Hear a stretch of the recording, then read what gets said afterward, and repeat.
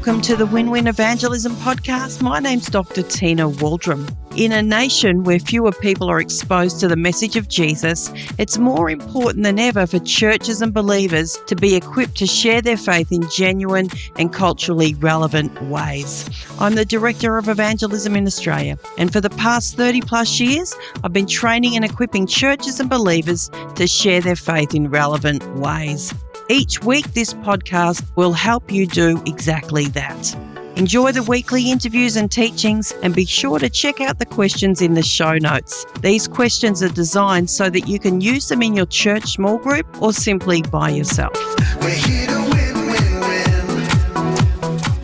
win. Welcome to the show this week. The other week, I was talking about the Ideas Convention in Belgrave, Victoria, and how I was going to attend that. Well, today I want to share what I learned at the Ideas Convention, if you couldn't get there. Some of the key thoughts that I took away from that convention which was just extraordinary. The convention was called the Ideas Convention, but it was around having people that are apologists, looking at apologetics and how we answer the big questions in life, and how do we talk to non-Christians about these? Now, I absolutely loved it. I've got to say, it was just amazing. There was hundreds of people there, but I wish there was thousands of people there. You know, apologetics is all about understanding and giving a defense of our faith. But what I discovered is it's not just about arguments.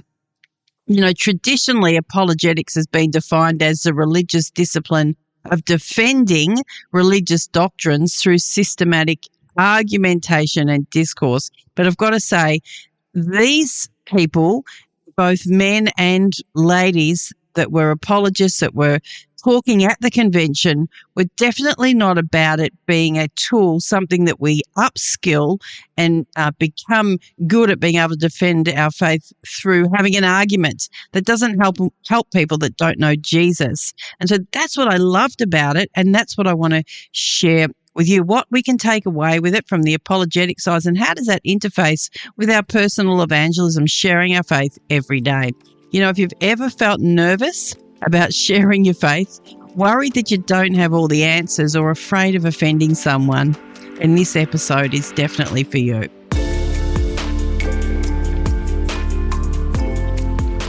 I want to share, as I said, some of those key insights that I picked up from these amazing speakers that can help you and I have more natural, respectful, and powerful conversations about faith. Let me ask you a question first. When you actually think of the word apologetics or hear the word apologetics, do you picture a debate or a conversation? It's a good question just to set things up to see where you sit yourself. When you think of apologetics, do you picture a debate or a conversation? First speaker that really impressed me was Justin Briley from the UK, who you may know, justinbriley.com. He's a UK-based broadcaster, author, and former theology and apologetics editor at Premier Christian Radio. From 2005 to 2023, one of his greatest contributions, he hosted the long-running award-winning show called Unbelievable. It was a radio show and podcast, and 17 years of conversations between Christians and skeptics on faith, theology, science, and culture. It is amazing to listen to, and I encourage you to do so. I'll have the links in our show notes so that you can just click on and go straight there. You know, Justin courageously brought non-Christians, including atheists, onto Unbelievable. And despite some of the initial backlash, which I'm sure you can imagine, from listeners who were afraid it would shake their faith, Justin kept going. And he believed if your faith can't stand up to difficult questions, is it worth having? I totally agree with that. If our faith cannot stand up to difficult questions, is it worth having? So he was amazing. So he came via video and we were listening to him. He was so personable, so relatable. And over the 17 years that he ran that show, he amassed millions of downloads. And recently he reflected on celebrating the show's highlights in a wonderful episode that he put together. And I'll also link to that. I realize that sometimes we can be more afraid of other people's beliefs than they are of ours. But what if we actually listened? What if apologetics wasn't about knocking down walls, but opening doors? Now, I've got to say, so many people that I've met in the past that love apologetics have been about knocking down walls, having arguments with people. But what if it could be different? Well, Justin Briley totally modeled that and explained that at the convention. So I want to encourage you today to adopt his style of asking questions, listening, and conversing respectfully rather than debating with people, even if you feel you know everything about the Bible and you can defend your faith on every angle. Go check out his podcast or check out his website at justinbriley.com and watch how he relates. Watch how he talks. It's an absolute wonderful learning time. A quick question.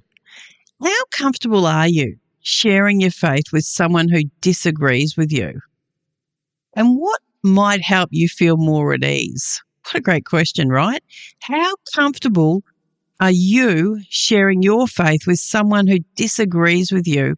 And what might help you feel more at ease? What really struck me about Justin was he regularly invites non-Christians onto his show and has a real respectful dialogue. Instead of fearing other worldviews, he actually listens, he learns, and he engages.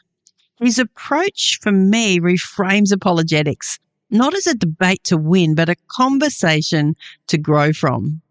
And I realize that sometimes, as I said, we're more afraid of people's beliefs than they are of ours.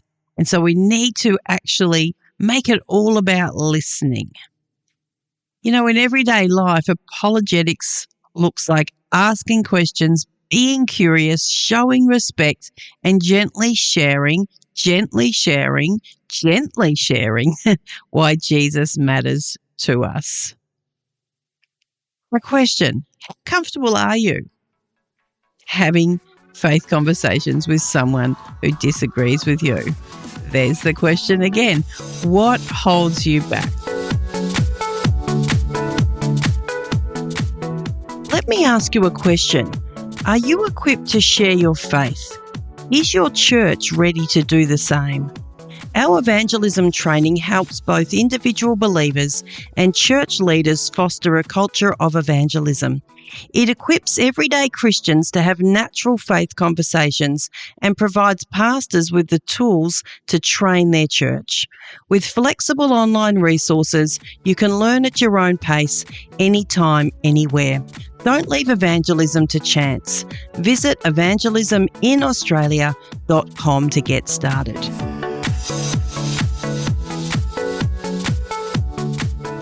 Next, Rob Martin, who was one of the organisers of the Ideas Convention, he spoke and gave a great message about Jesus being the living water.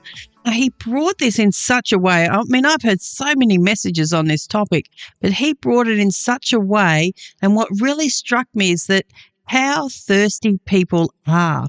They're thirsty for meaning, thirsty for purpose, and thirsty for hope, and yet everything else, success, money, relationships, achievements, cannot satisfy.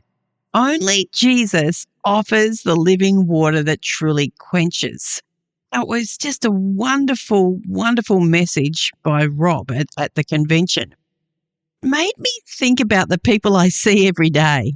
They might look like they have it all together, but deep down, there's a thirst that only Jesus can fill. Now, I know that. But when I was listening to Rob, it was such a great, timely reminder of where our friends are, where our friends that don't know Jesus are. There's a great thirst. There's such a thirst that only Jesus can fill. Our conversations aren't about adding religion to someone's life. They're actually about offering the one thing that truly satisfies.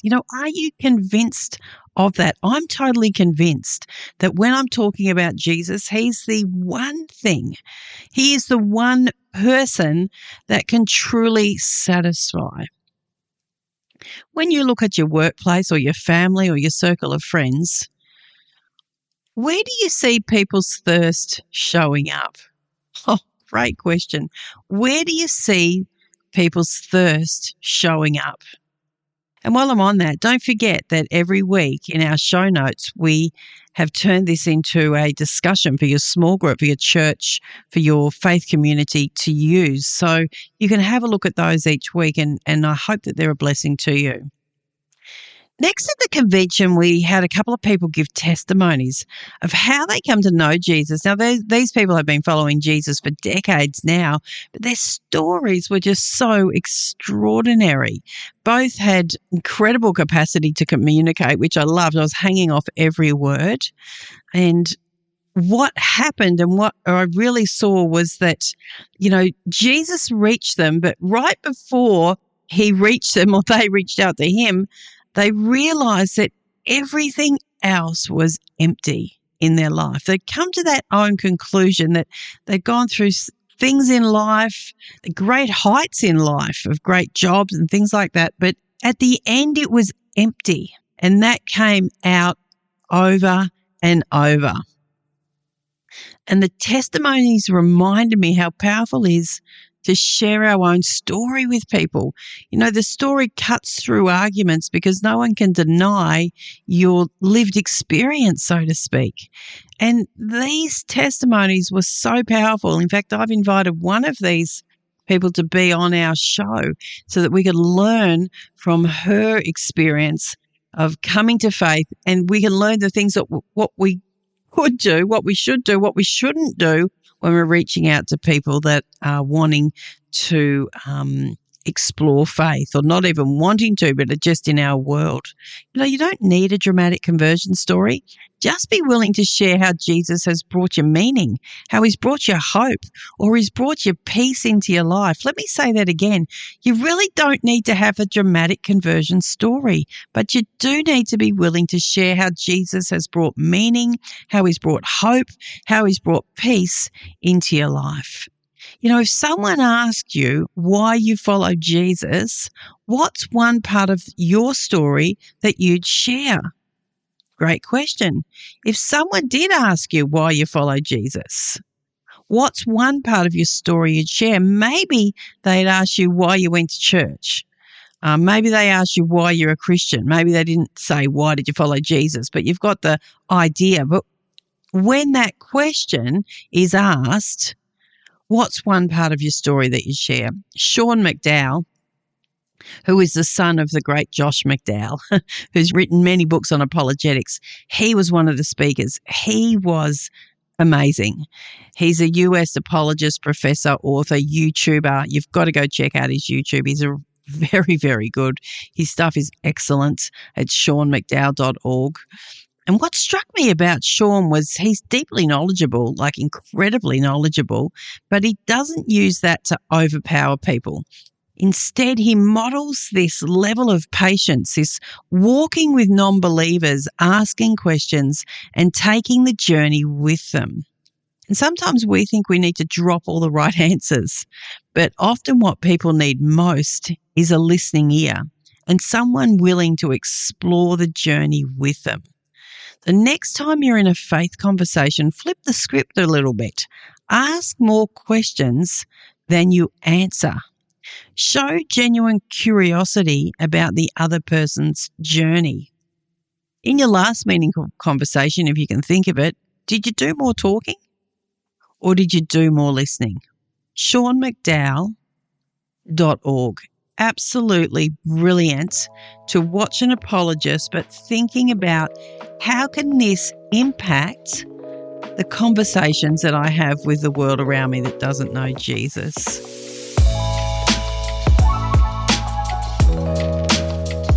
Now, Mary Jo Sharp, she was incredible. She went from atheism to Christianity.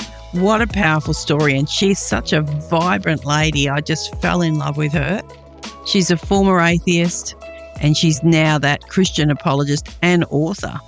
Her website, maryjosharp.com, fantastic. Check her out. I hope it's a great resource. What really struck me about her is she is, oh my gosh, one of the deepest thinkers I've heard, but also very practical in giving tips for sharing faith with everyday non-believers. She was so deep. There was moments, and even though I'm so excited of my achievement to have a doctorate, she lost me on so many levels. I was like, what? She just went down a rabbit hole, and that was like super, super deep. But then she came back up and she was at a level that I could totally understand and totally relate to. You've got to check her out. Check her out. She reminded me that intellectual objections are really real, and often people also need relational trust and authenticity. Did you get that? She reminded me that intellectual objections are very real, and I know that because I get them when I'm talking to people. But often these same people also need relational trust and authenticity. Her story gave me confidence because even deep thinkers who start far from faith can encounter Jesus. What an incredible testimony. You've got to hear her story. It's not about having every answer. It's about honesty and showing respect. And she modeled this so well amongst her absolute brilliant mind, brilliant intellect that God has given her. You know, don't be intimidated by skeptics or intellectuals. Don't be intimidated by them. Just start with respect and simple questions. And God really does do the rest. Here's a question for you. Who in your life is a deep thinker or an outright skeptic? How could you begin? Not with an answer, but with a genuine question. So just thinking about my time at this convention, which was amazing, I hope that you can make it next year. It'll be on the same time next year, August 2026, as far as I know. Justin Briley really spoke to me about respectful dialogue opens doors. Even as an apologist, that was just loud and clear. He was so much about being able to take what he knows and connect with people that don't know Jesus. Rob Martin really honed this fact that people are thirsty. They're not thirsty. Like that is the world around us are totally thirsty, and only Jesus satisfies. Try and ascertain where the thirst is. Stories cut through arguments. That's what I loved about the testimonies, that our stories, our testimony really cuts through arguments. So I encourage you to share more of your story, share bits of your story, share where you found hope, where you found meaning, peace, those things, and connect it with people. Sean McDowell, wow, walk the journey with people. Don't push them. He was so relaxed about that, even knowing everything, and he could have every argument in nice ways. He still understood that conversion is a journey, not an event. I love that because that's my personal theology, and I did a lot of my work around that for my doctorate. Walk the journey with people. Don't push them. You know, even skeptics can be reached through honest, thoughtful conversations. That's what I loved about Mary Jo Sharp. Even the skeptics can be reached through honest, thoughtful conversations. You don't need to be an expert. You just need to be open. Share your story, respect people, and trust God to do the rest. Here's a challenge for you between the time that you're listening to this and the next time you listen, or in the next 7 days. Have one intentional conversation this week. Not a debate, not a sermon, just a question that opens the door to talking about faith. What one small step could you take this week to be more open to conversations about faith? I really hope this has helped you this week. And I've also talked about some people that maybe you didn't know, or encourage you to go check out their websites, their podcasts, whatever it is, their channels, their YouTube channels that will really help you. I love being able to equip. I love being able to encourage you every week. So thank you for listening. Look forward to being with you next week.